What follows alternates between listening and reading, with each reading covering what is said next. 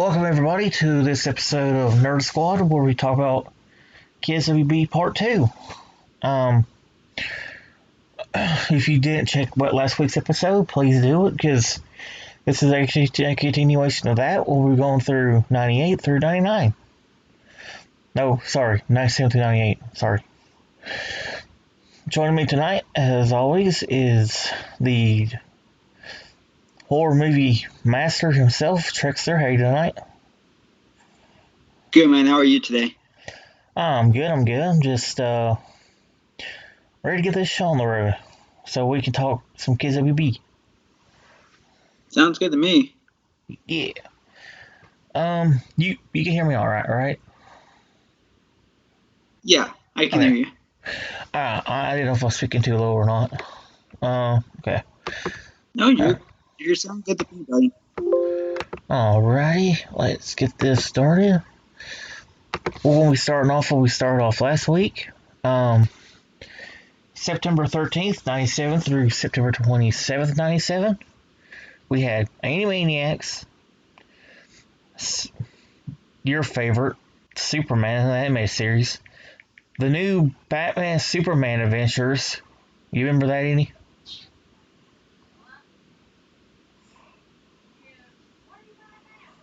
Sure. Oh yeah. I love me some Superman the animated series. That was my favorite show for a long time until a little yellow mouse we'll get into later on next week popped up.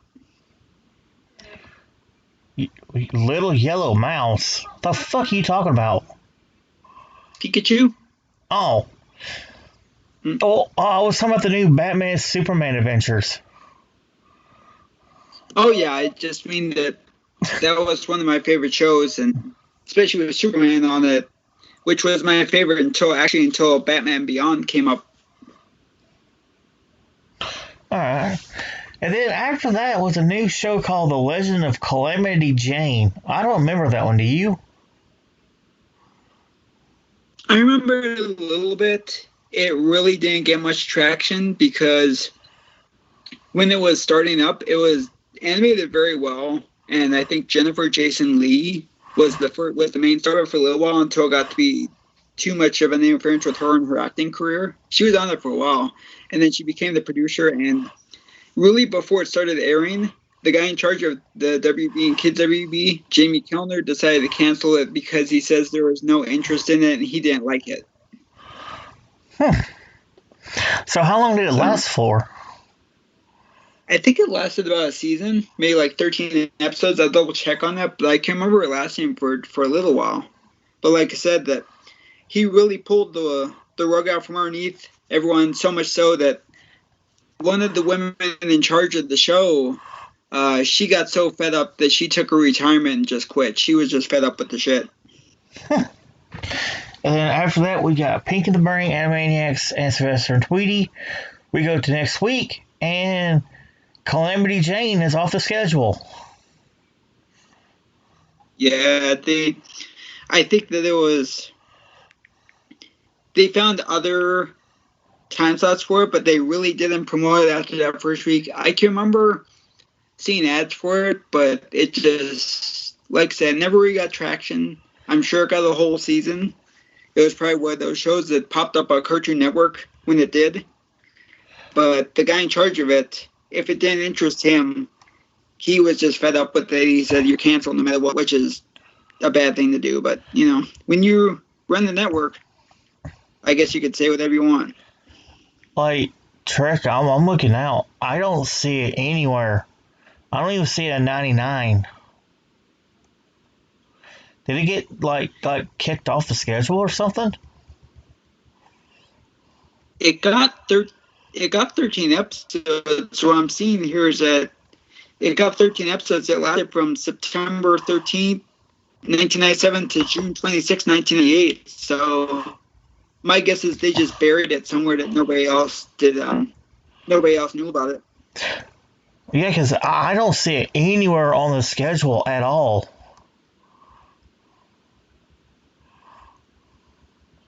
Yeah, the last episode is June 26, 1998, called Without a Vengeance. when Jane is beaten and left for dead by an outlaw, Wild Bill is overcome with lust for revenge. So it did run, but after September 27th, they took it off for like 6 months. And then they brought back in March and pretty much did not advertise it. Wow, I must have really hated it. Okay, and then we go the week after that. The new show of the week is the Men in Black series.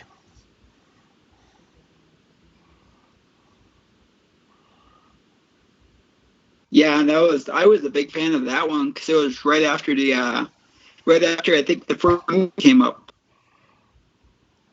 Wait, when it came up?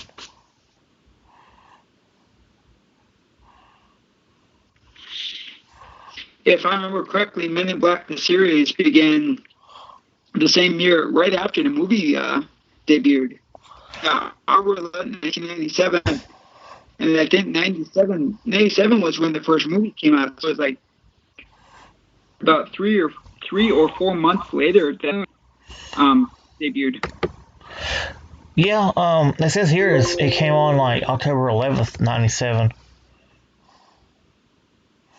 Yeah, sounds about right. And it lasted for like 4 seasons because you can find most of the seasons on Sony Crackle's streaming service, which is free, so you can watch it on there. And they don't have all the seasons; they alternate back and forth, but they usually have the first 2 and then the last 2. Yeah, and the people watching, if you're wondering why I'm just skipping, I'm just only mentioning new shows because these lineups didn't really change all that much. Like, it's all the same shows that we've talked about before. It's just I'm just going over the new stuff so that way you'll know what's the new stuff. Let's see. Yeah, and the good thing about Go Trick. And the good thing about the show, like Bob and I were talking before we got on, is if we don't talk so much about the show during this part, we can always go back and do other episodes and talk more about them in full and give them more attention. Yeah. All right. After that, October 25th, 97, a new show. I've never heard of this show or even seen anything about this show. Channel UMPT3.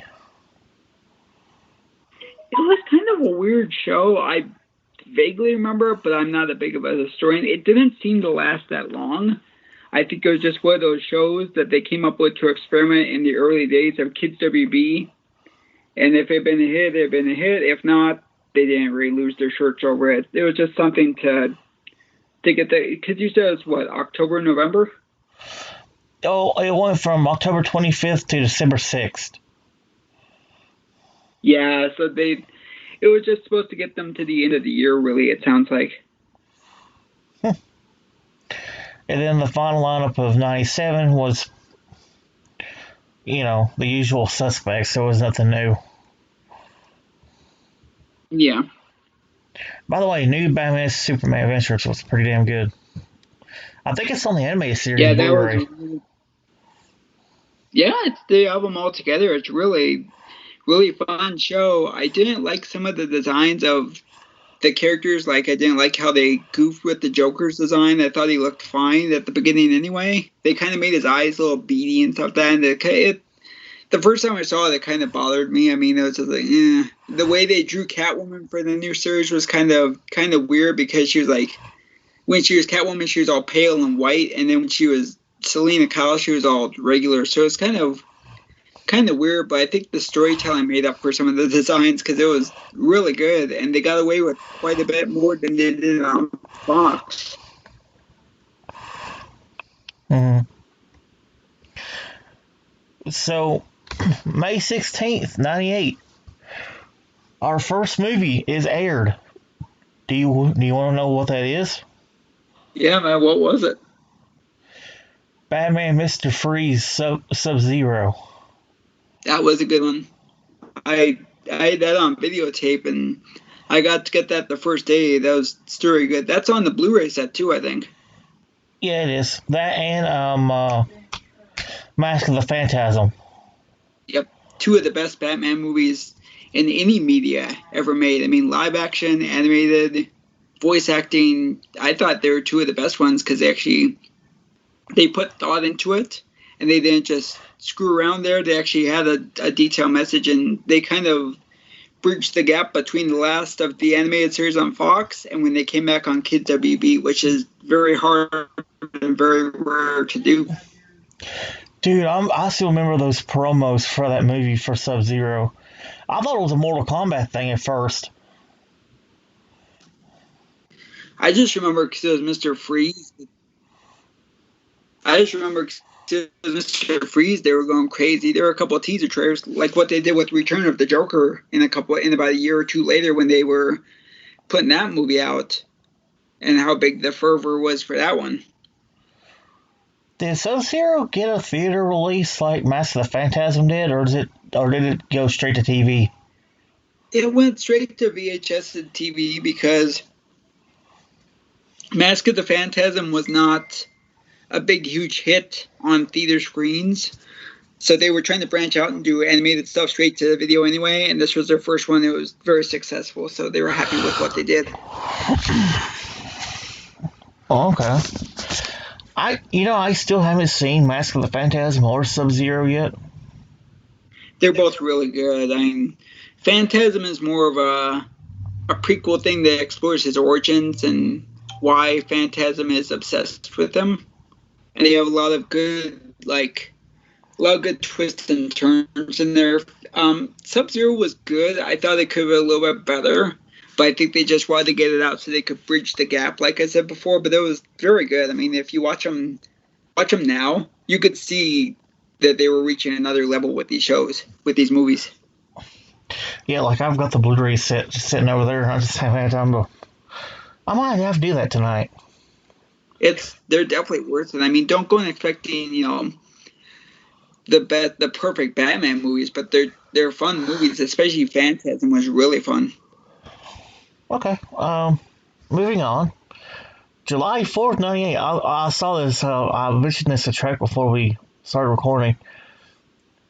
Do you know what show aired July 4th, 98? It was the only show that aired on that day.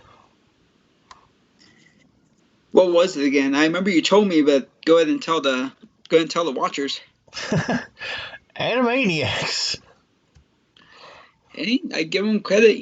They realized that was their bread and butter, and that was their first show that premiered on Kids WB. So, you show respect to the show that brought you to the dance.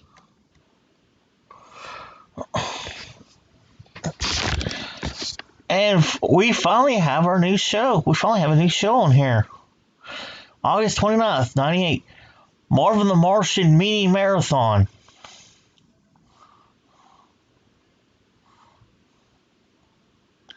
What was that? Marvin the Martian Mini Marathon.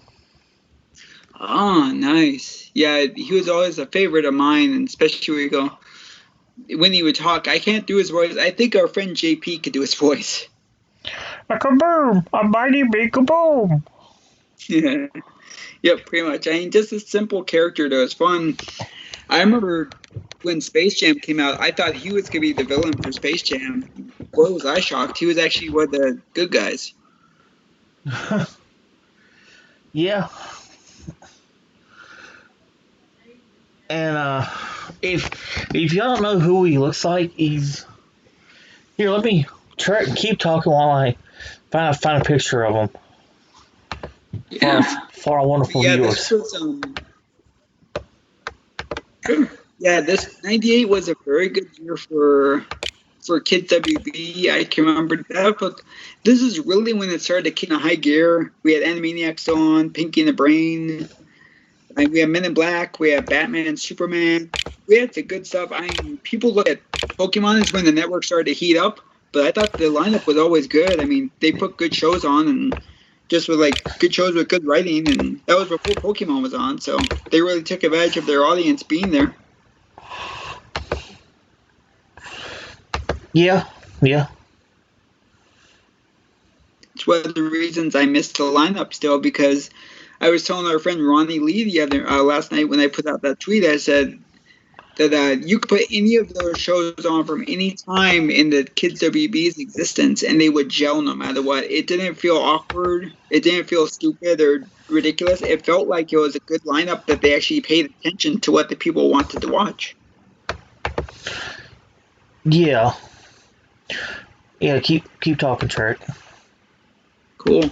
I mean, the whole network was kicking that time. There was like, it felt like you could go from Kids WB to the WB. Like, it felt sad when Kids WB was over. Kids WB was over for the day, but then if you were old enough, you could turn on Buffy later that night, and it felt like a natural transition, and they could complement each other, because if you grew up with Kids WB, you could watch the WB, and you could watch both of them anyway, and then they could cross-promote each other too pretty well, and it's part of another channel that really did that successfully. Alright, on the screen right now is Marvin the Martian. Like a broom. Why did his helmet have a broom on it? I just now realized that. I don't know. That's what I realized too. That like a wisp pad or something on it. It was just, I think it was just them trying to be funny. Voice modulator. Mm-hmm. Alright. Moving on, we get to another new show, September 12th, 98. Hysteria. Whatever the fuck that is. It was kind of their view of history, and it was really goofy, but it wasn't bad. It was Spielberg, and he wanted to do something a little educational so they could get to that, which we'll get to next week. But he wanted to kind of give them something educational so they could ease up on the rest of the lineup and not hamper them so bad when they came down to rules. But it was actually not bad. It was just like a bunch of goofy stuff, like Father Time was chasing Big Fat Baby. And it was a good show, but it went over budget a few times, and that's what really hurt some of the other shows. Yeah. And then week following that, it says it's a repeat, but it's new on the schedule. Invasion America. Oh, it's a repeat because it started on the WB on Friday nights, I think it was. And it was more of a show for teenagers. And when it didn't really find an audience, they shifted over to Kids WB. Like they did with Freakazoid and Pinky and the Brain, that they shifted those from the WB to mainly to the Kids WB lineup. And they actually did better there. So it was a repeat, but it was new on the Kids WB lineup. And then right after that is Pinky, Elmira, and the Brain. Oh, good lord! Not a horrible show, because the people behind it were good. Pinky, Elmira, and the Brain. Look, I put it this way: the guy behind the WB was not a prince. He was a jerk, and he hated a lot of things that he didn't get to control. And he tried to make Pinky and the Brain into like a primetime sitcom and have people like Dick Clark show up and stuff like that, just goofy stuff, which they never wanted to do. They just wanted to keep it simple and talk about and have adventures Pinky and the Brain. And then when that show ended, he made them shift it over, and like that Elmira was their owner. So it wasn't a bad show, but you could tell they were mad. And a few of the writers got fed up with it and pretty much quit because they wouldn't let them have a say in it anymore, and they made them do the show. You can find it on Hulu, but don't expect greatness. Right. And then the week after that, the last new show of the schedule and the episode we're talking about, Brass of the Lost Nebula. This was an interesting show. I don't believe this lasted very long. It's in my memory banks. I can remember it. It was more of a puppet show. It was like that these kids were puppets, and that it was by Jim Henson. So they had people who did Labyrinth and the Muppet Show and stuff. That it's like that they were on this spaceship. It's like it was a really weird show, but it was really good. It was just ahead of its time, kind of like Freakazoid was, where they didn't really find an audience. But if you go back and look at it now, you could see that they were actually doing a pretty good job with it. Yeah. And then next week we'll start off with January 96 and February 6, 99, because two shows premiered on that week. So That's 99, right? yes, sir. Oh yeah, I know one of them because I watched. We just got. I'll tell the story a little more next week, but we had just gotten the WB network because before that it was on WGN, like we've said, and they used to get preempted for sports and stuff. And they used to have the shows on for kids Sunday mornings, and they still did that when they moved to the WB on its own, but they moved to Saturday mornings after a while. But the one show we're going to talk on next week was my favorite show for a long time and still holds a place in my heart. It's my second favorite show of all time for kids WB. And you have the Blu-ray of it, and I'm still trying to get the Blu-ray of it. If we got Black Friday coming up, buddy, you can get it then. I'm sure it'll be on sale, but oh yeah, for sure.